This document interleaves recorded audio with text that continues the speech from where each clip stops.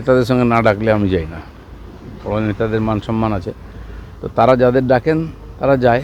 আর আমি প্রয়োজন হলে, আমার প্রয়োজন হয় না কারোর সঙ্গে, আমি তো সংগঠনের কাজ করে নিচে, যখন প্রয়োজন হয় তারাই ডাকেন আর কি করতে হবে তারা বলেন, সেটা আমরা পালন করি মাত্র। আগে গেছি যখন আমি প্রেসিডেন্ট ছিলাম, স্বাগত করতাম, ওনার সঙ্গে থাকতাম। এখন অন্যরা সেই দায়িত্বটা সামলাচ্ছেন, আমরা কার্যকর্তাদের বৈঠকে থাকবো না। অভিমানের কী আছে?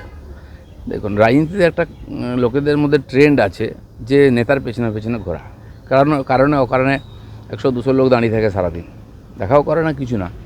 তো এটা একটা কালচার হয়ে গেছে, আপনারা ভাবেন বলতে এটাই ঠিক। আর আমাদের পার্টিতে যে ডিসিপ্লিন আছে, যে বৈঠকে যে প্রোগ্রামে যেতে বলা হয় কর্মীরা সেখানেই যায়। কোন নেতারা কোথায় থাকবে সেটা পার্টি ঠিক করে, সেটাকে আমরা মেনে চলি, এটাকে আমরা ডিসিপ্লিন বলি। কর্মীদের মনোবল চাঙ্গা করতে আসছেন অমিত শাহ। দলীয় স্তরে বিভিন্ন মিটিং রয়েছে। দিলীপ ঘোষ দলের নেতা, ওনার বিষয়ে সিদ্ধান্ত নেওয়ার ক্ষমতা আমার নেই, সর্বভারতীয় স্তরে সিদ্ধান্ত নেওয়া হবে। অমিত শাহের বঙ্গ সফর প্রসঙ্গে মন্তব্য সুকান্ত মজুমদারের।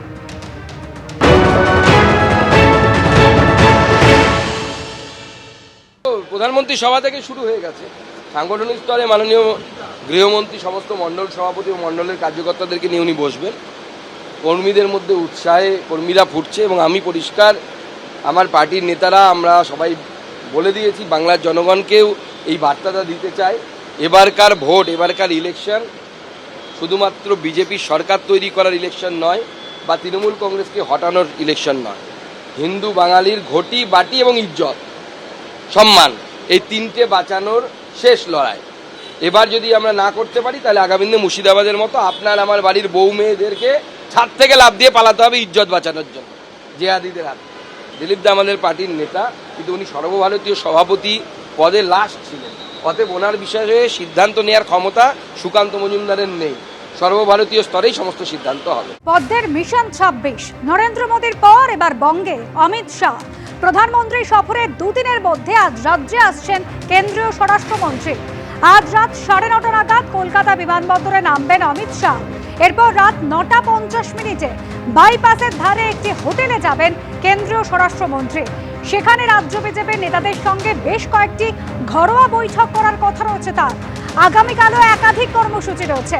আগামীকাল সকাল 11টা নাগাদ হোটেল থেকে বেরোবেন। এরপর সকাল 11:15 প্রথমে রাজারহাটে সিএফএসএল এর নতুন ভবনে উদ্বোধন করবেন কেন্দ্রীয় স্বরাষ্ট্রমন্ত্রী। দুপুর 2:15 নাগাদ নেতাজি ইন্ডোরে বঙ্গ বিজেপির সাংগঠনিক সভা রয়েছে, সেই সভায় যোগ দেবেন অমিত শাহ। বিকেল 4টায় স্বামী বিবেকানন্দের বাড়িতে যাবেন কেন্দ্রীয় স্বরাষ্ট্রমন্ত্রী। সনাতনী সমাজের প্রতিনিধিদের সঙ্গে সেখানে তার বৈঠক করার কথা রয়েছে। এরপর ফের দিল্লির উদ্দেশ্যে রওনা হবেন কেন্দ্রীয় স্বরাষ্ট্রমন্ত্রী।